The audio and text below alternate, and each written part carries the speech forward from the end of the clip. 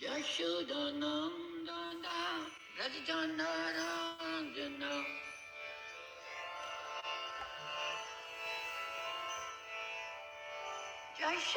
Yashodanandana Radhijanarandana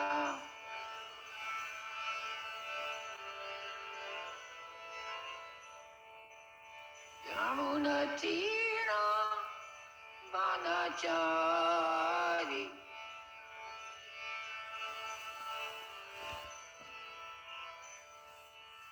Yamunatira Vanachari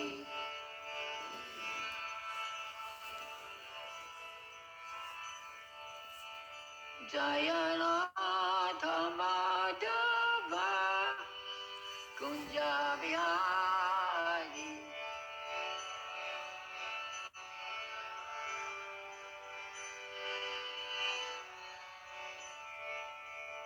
Jaya Gopi Janavalabha Girivardhari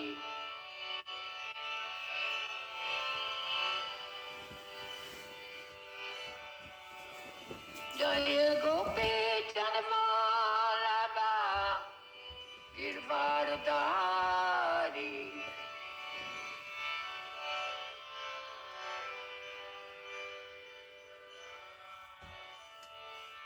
Yashodanandana Brajajana Ramjana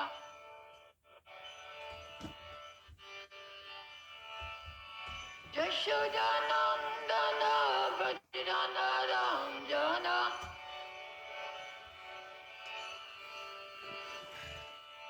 Yamunatira Vanachari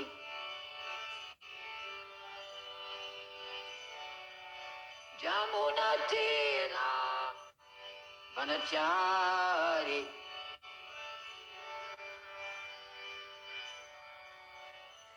Jaya Radha Madhava Kunja Vihari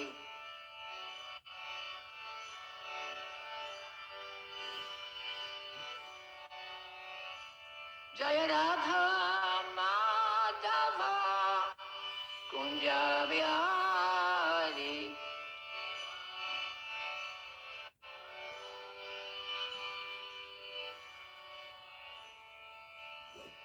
Hare Krishna, Krishna Krishna, Hare Hare, Hare Ram, Ram Ram, Hare Hare.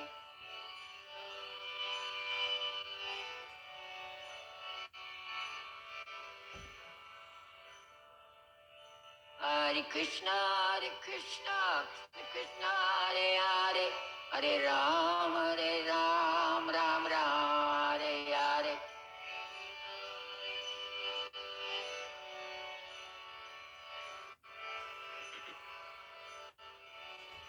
Hare Krishna, Krishna Krishna, Hare Hare, Hare Ram, Ram Ram, Hare Hare.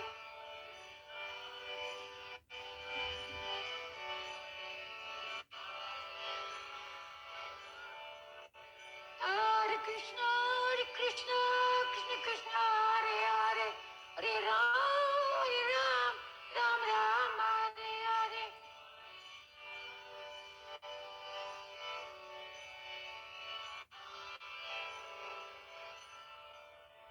Jaya Prabhupada, Prabhupada, Prabhupada, Jaya Prabhupada.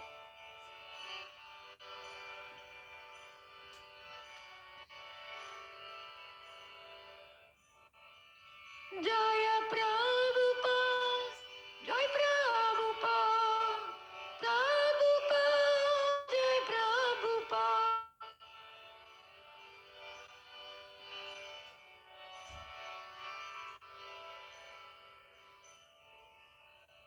Gurudev, Gurudev, Gurudev, Jaya Jaya, Gurudev.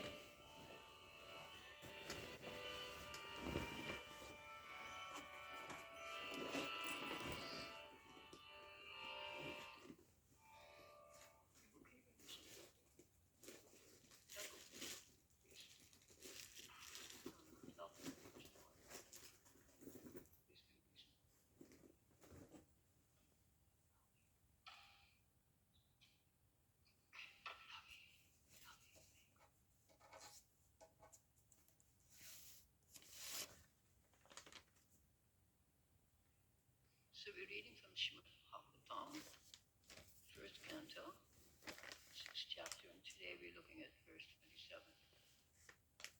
Nashinga, come and sit close, please. Class.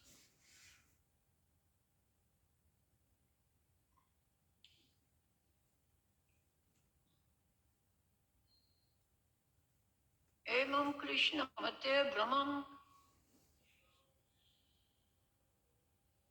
Nashakashyamalat Manaha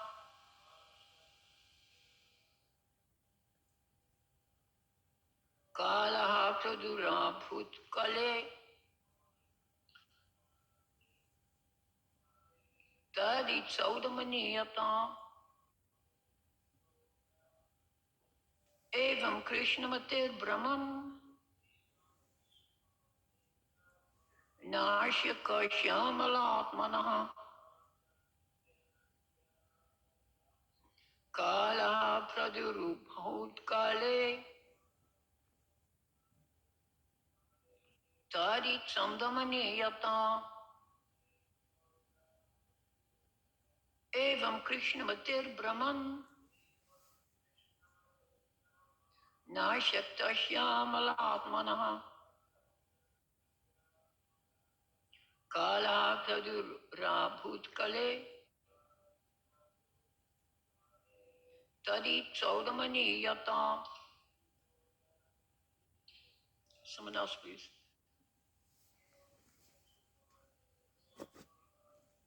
Anybody online, please feel free. Evam Krishna Mate Brahman Asaktasya Malatmanaha.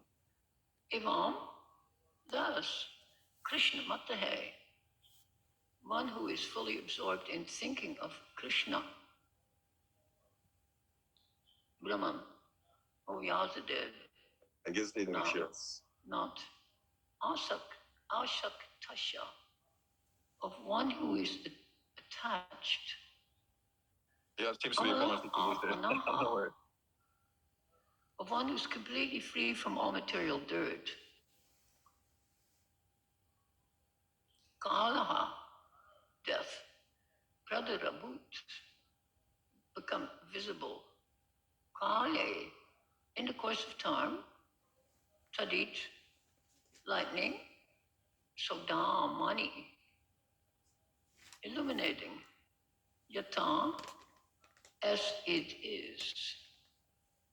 Translation. And so, Brahmana Vyasadeva, in due course of time, I, who was fully absorbed in thinking of Krishna, and who therefore had no attachment, being completely free from all material taints, met with death as lightning and illumination occur simultaneously. Please repeat. And so, O Brahmana Vyasadeva, in due course of time, I, who was fully absorbed in thinking of Krishna,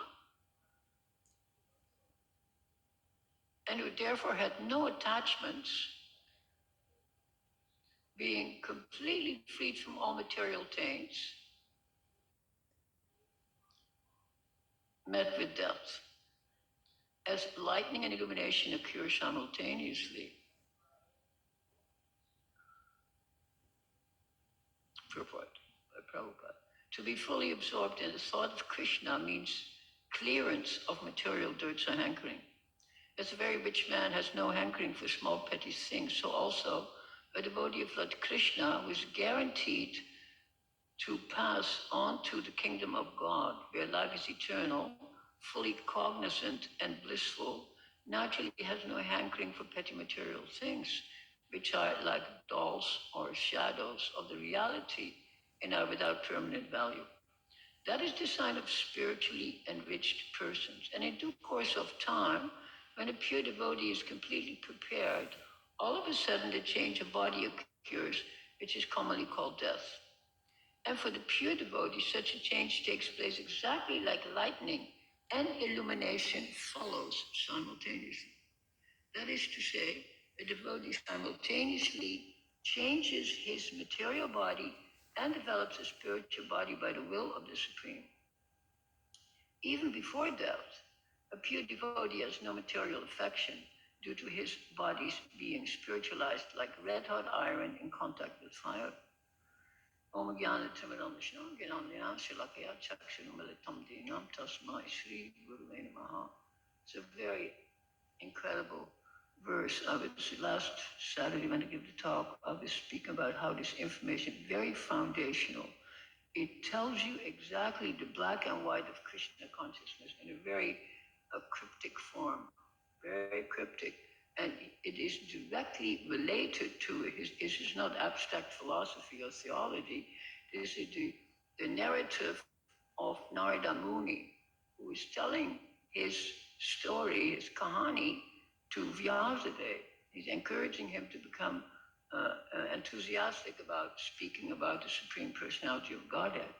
So he is reciting what happened to him after his mother left, his mother who spoiled him, then his mother left, his mother died, and he left, and he met, previously, of course, he already met the sages who would gather for 4 months during the rainy season. Very significant. He would hear the sages for the 4 rainy seasons. And then when he left, he felt quite despondent. One day he was hungry and thirsty. He sat under a tree, he closed his eyes in meditation, and the Supreme Lord appeared. It doesn't say Krishna in the text, but the Supreme Lord himself appeared. And then there was a moment of extreme pleasure where he described the symptoms.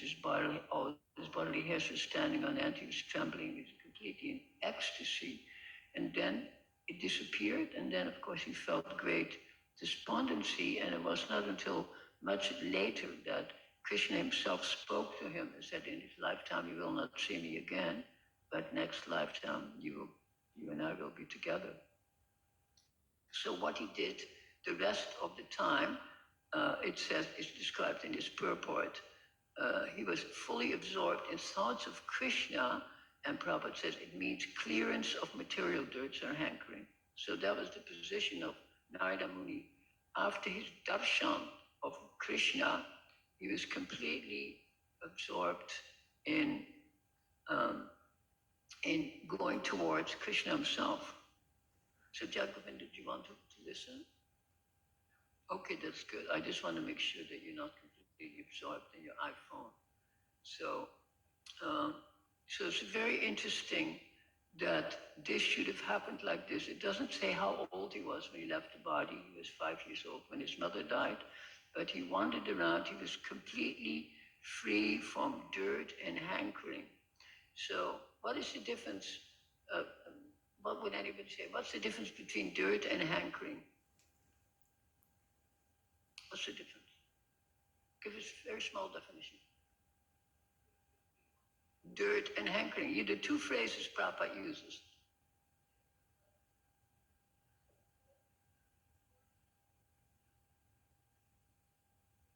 Exactly correct. Dirt is what has accumulated in the past and is present in the present.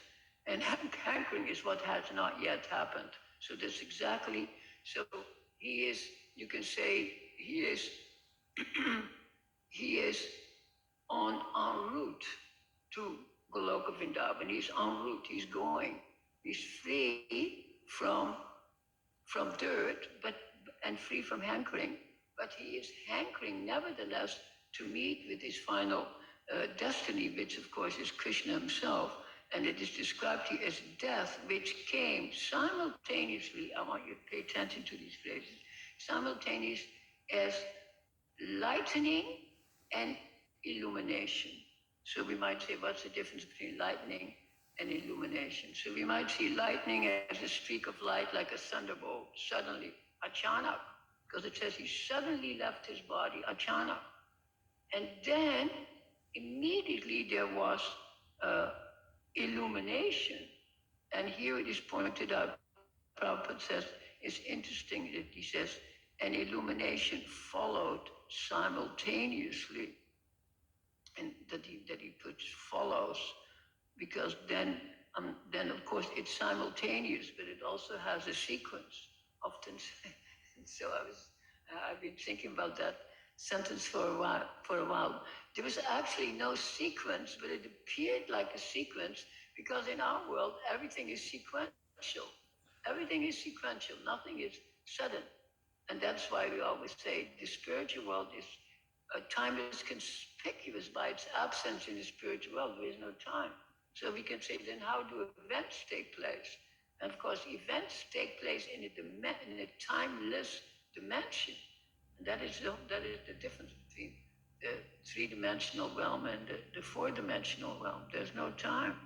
And that is why Prabhupada also points out Vyasa is also available. He's also living. He's always somewhere. The pastimes are going on all the time. One can enter into any pastime. You might have said that happened 10,000 years ago. I was described in Srimad Bhagavatam. How can I enter into it? But because it's timeless, these pastimes, the lila, are available anytime. And you can see Mahaprabhu would enter into those pastimes. Huh?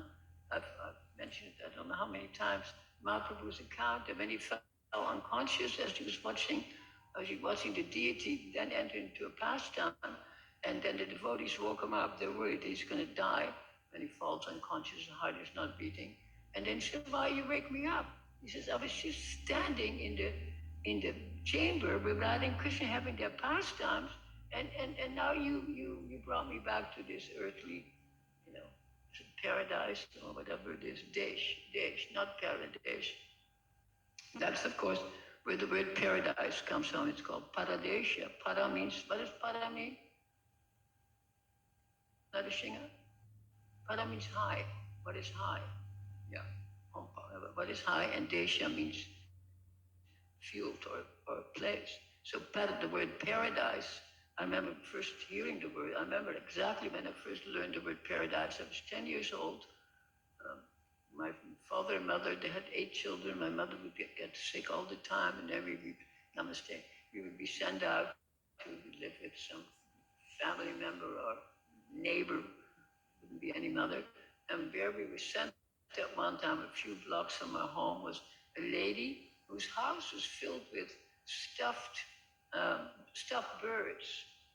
And the birds, because her son would go back and forth to the Orient and bring birds, and so the whole house was stuffed birds, and the birds were called paradise birds. So it was so beautiful. And I was 10, so my idea of paradise birds, or paradise very high, because I had never heard that word before. So here, it's like lightning and illumination simultaneously. So this is the whole secret of spiritual life, that everything happens, you can say, at once, or it appears at once. And this is why, of course, we have our most famous phrase, Veda, Abheda, Tattva. Veda meaning separate and Abheda meaning not separate. Or you can say dual and mono, dual or one. And just like if you research what is the main theme in Western philosophy, the main theme is the one and the many. That's the main theme. Because it's the most confusing and so beautiful. That's the main theme. And it is resolved in Vedanta, especially in theistic Vedanta. It's resolved. Just like I'm following a fellow a little bit online, and I think he's a university professor, but now he's retired. But he was an adamant Christian, and then he looked into different theologies, and then finally he says he found his way. But when he articulates the way, then you can tell he's not enlightened. You see, he's not enlightened. He's still so agitated with people who have a different opinion. He tries to gain an audience, wants to get 10K or 20K followers. And these people are just hankering for recognition.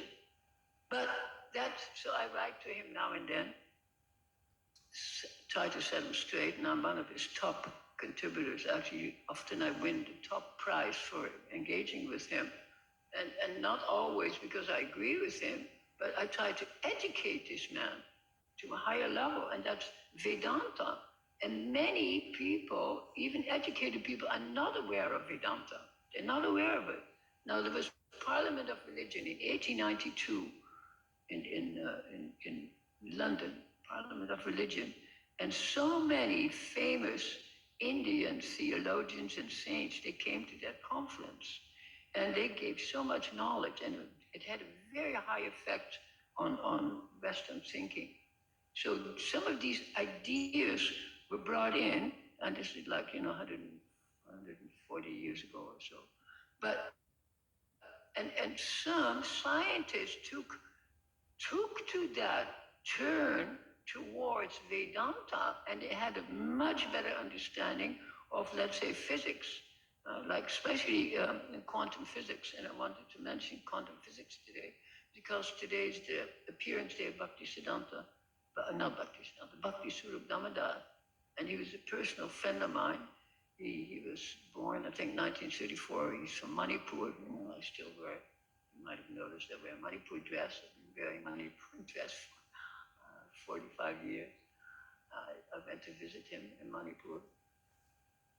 And he met Prabhupada by chance. He was with another professor. They were walking on the street, and all of a sudden they heard some devotees, forget what year it was, 1971 or so. And that professor, who later became, I forget his name, was initiated by Prabhupada. And he came and he heard chanting and he met Prabhupada. And Prabhupada, he said, gave him the most personal look when they met. So he immediately recognized that that was his guru. Prabhupada was personal. And then later on, of course, Bhakti Swarup Damodar started the Bhaktivedanta Institute, which had incredible effect worldwide, especially around the turn of the century. Not so much anymore. Bhaktivedanta Institute has sunken down again. But at that time, there was a conference that I personally attended in Calcutta, a World Conference of Science and Religion, where there were 7 or 8 Nobel laureate physicists and professors there. I met all of them. I was one of the photographers, so I took pictures of everybody, talked to everybody, joked with everybody, of course, you know my mood. So he very much established that idea between simultaneously one and different. How can that be established? So it is available in quantum physics, because quantum physics does not just deal with the atom in isolation, but the atom in a field. And that field is non-material. That there's the idea, what you could say, very famous phrase, everything is related to everything else. I use it ad nauseum. Everything is related to everything else. There's nothing you can name that is not related to something else. Like I might say orange. What is orange related to? Yeah, red, next color, or blue, it's opposite. There's nothing, if I talk about microphone, what is the opposite of a microphone? And exactly, megaphone. And, I say female, then you say male. And then we also may oppose to that and invoke Tritiya, what is it called? Tritiya Prakriti. So there's nothing that is not related to anything else. Hunger is related to food. Food is related to what grows on the planet. What grows on the planet is life. And life, of course, is the ultimate proof that actually one of the most famous books on science in BBT, which one is it? Can anybody name? Little one we have.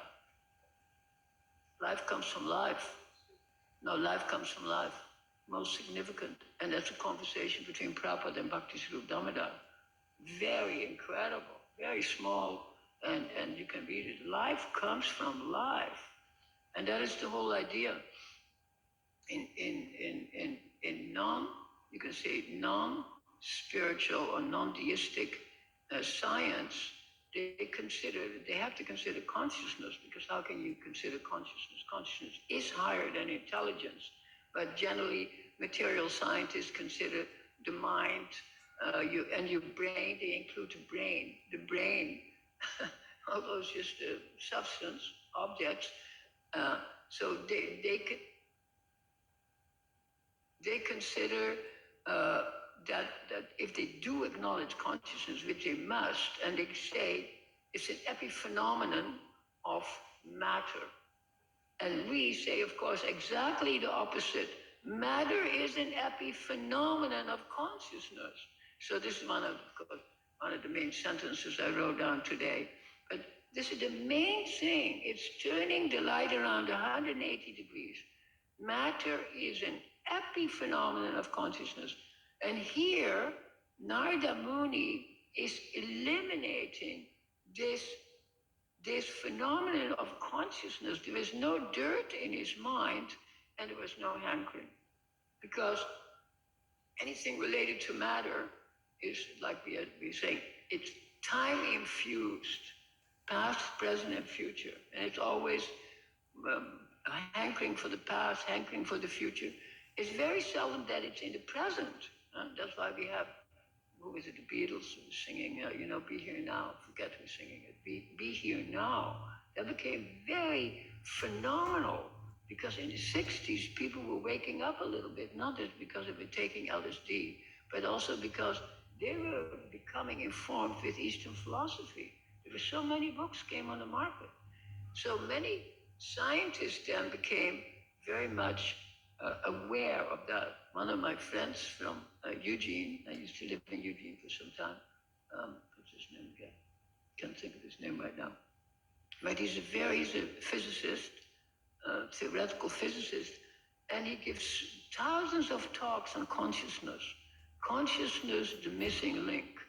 And I remember one time, he was not always popular, of course, because many material scientists would oppose. One time I was at a Bhaktivedanta Institute, used to have every month a meeting, what do you call that, at the University of California, and we would invite maybe 20, 30 professors or scholars or even students, and we would go, of course. I was intimately connected with the Bhaktivedanta Institute. We would go, and one time our friend gave a talk in a theistic way, that professor.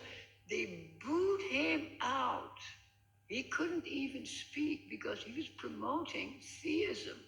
It was so, even those days, it was still, if you promoted straight out theism, then you could be killed, you see? So very interesting. But the conference in Calcutta, I think it was 97, it was very good. There was no controversy. There was only one scholar, I forget his name now, who was kind of an atheist and who was there, to try to keep a balance between theism and atheism in terms of, let's say, speculative physics. And he was not that popular. The ones who were really popular were the ones who would unite matter with spirit. And that is the whole point, because we cannot deny matter. Matter is here. My body is made strictly of material elements. My mind, intelligence is strictly made of subtle elements.